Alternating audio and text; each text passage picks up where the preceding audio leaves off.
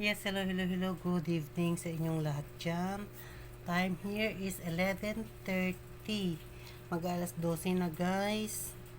Ngayon pa lang ako maglilinis ng aking mga ginagawa.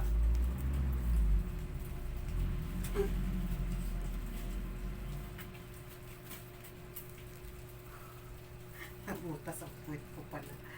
Ba yan?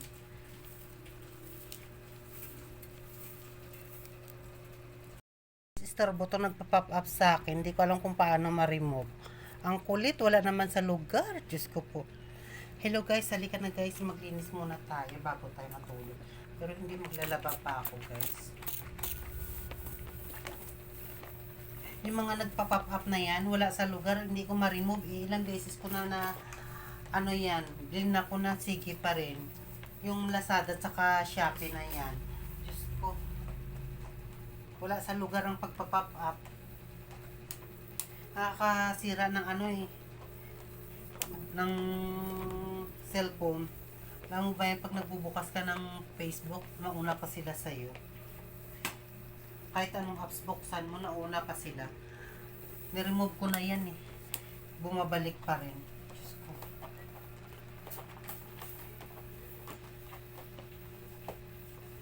Kaya hindi ka makapag video ng maayos kasi.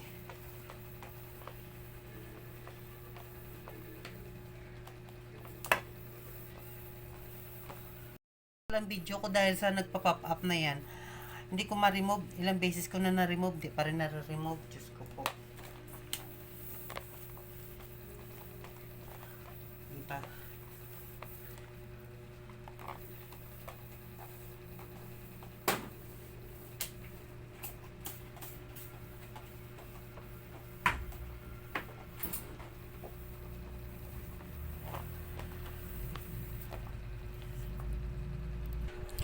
Hi guys, ang oras ngayon ay mag-alas 12 na maglalaba. Idaan ko na lang sa laba yung stress ko na hindi ako makakatulog.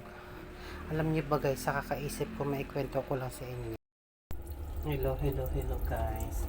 Alas 12 na guys, naglalaba pa rin ako. Alam niyo kung bakit. Dinadaan ko lang sa laba yung sama ng loob ko. Sa hindi pa nakakala, ipasyon ko sa inyo ngayon. Meron akong anak. Although hindi naman siya anak. Pero tinuring ko siyang tunay na anak. Kasi simulat sa pool,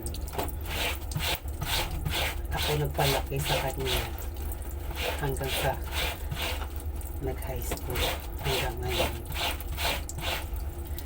So kasama ang pala. Kwento ko na sa inyo ang buong kwento ko. Ako kasi, mayroon akong ka-living partner. We're living in 20 years. Nasa 20 years kami nagsama. Ngayon, yung bata na yan, yung anak namin, dumating yun sa amin is 2007. 2007, pinaaral, pinalaki, o diba?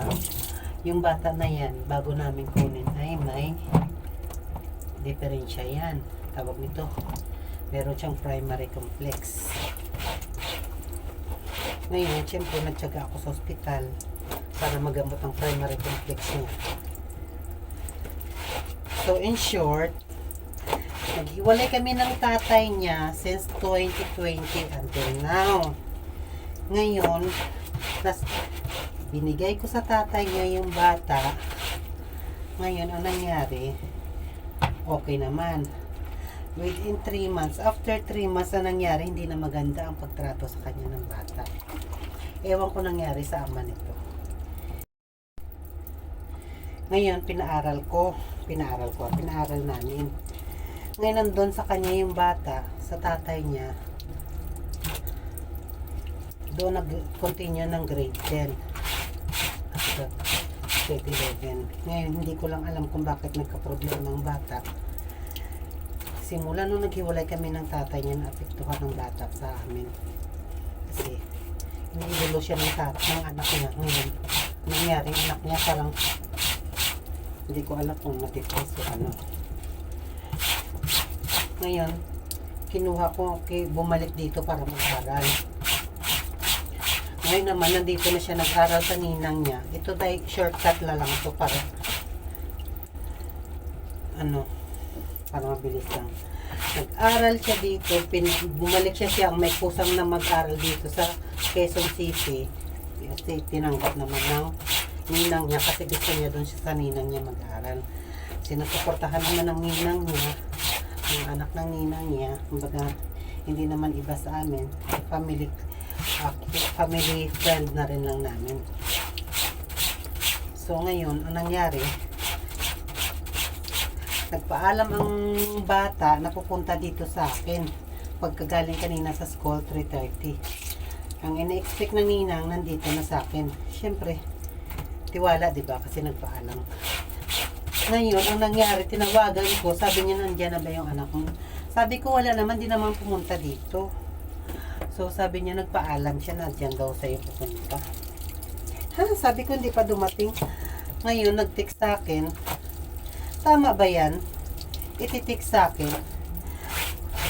Kung hindi ko daw siya kukunin, mamuhay na lang daw siya mag-isa. At maghanap buhay. Maghanap ng trabaho. Hindi na daw siya mag-aaral. Doon pa sa Isabela. Tama ba yun sa Isabela? Pwede ka naman dito maghanap buhay sa Quezon City. So, ang akin, hindi ko alam kung saan ko siya ngayon hahagilapin.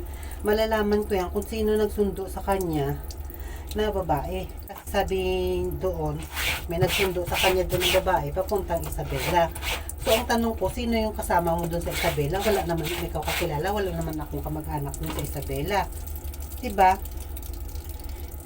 So, ngayon, masakit ang ulo ko sa kakaisip kung saan ko siya hahagilapin. Kaya ngayon, sino ba naman ang nanay na ilagay yung anak sa kapahamakan, diba? Wala. Kaya nga may nanay kami ng buti ka nga, diba?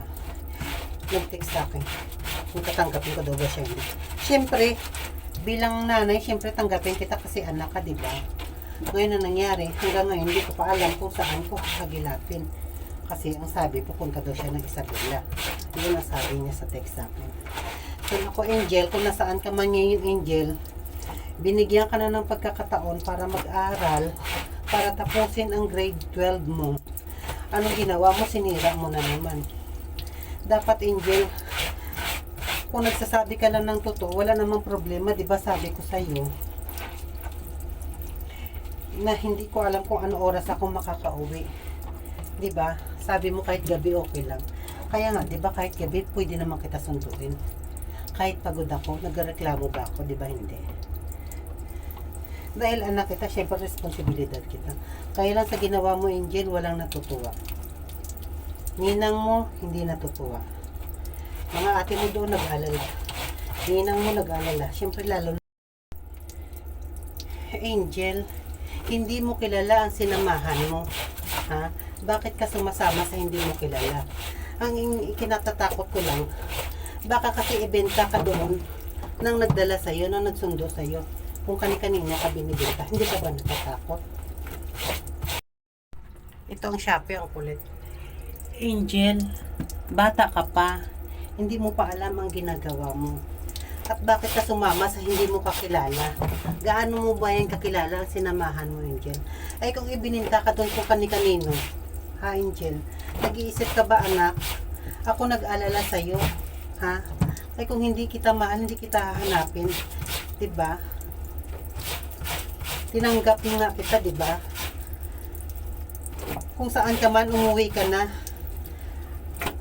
Ha? Hindi lang ako nag-aalala, hindi makakatulog sa kakaisip kung saan kita hanapin.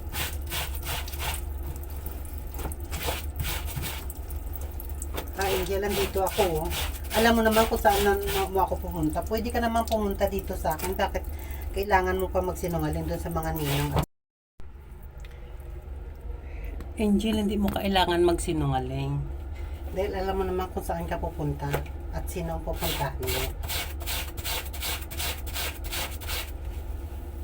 Ngayon pinag-aalala mo kami. Saan ka namin nahanapin, Angel?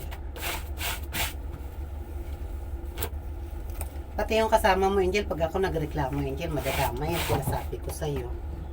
Kahit sabihin mo, hindi ka nagpapaalam, kahit sabihin hindi mo alam, kahit sabihin magtago ka, papahanap kita, Angel.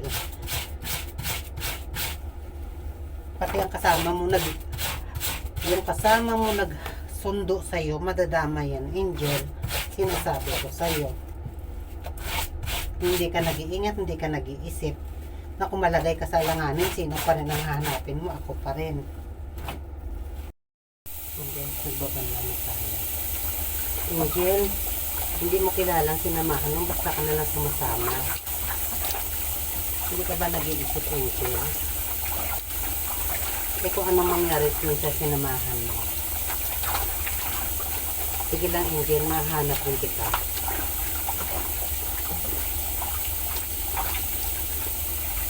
Ang dami mong piniruwis yung tao, Angel. Isa na doon yung pamilyang pinuntahan mo, Angel. Nagtiwala sa'yo, anong ginawa mo? Dapat man lang, Angel, nakasuktan.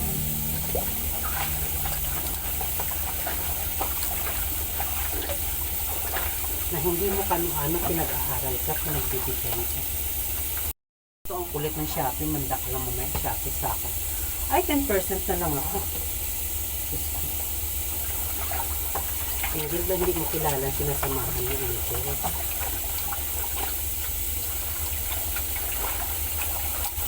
Pagod lang na rin ito.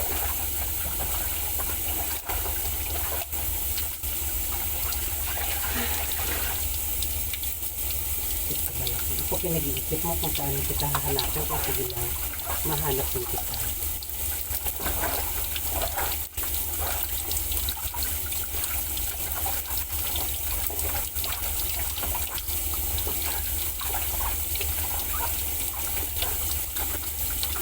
Ako kahit pagod ako, hindi ako nagreklamo. Kung nagreklamo ako sa sarili ko din, napapagod lang ako, pero hindi ako pwede mapagod. Pwede magpahinga, hindi mapagod. Pero ikaw, naminerwisyo ka ng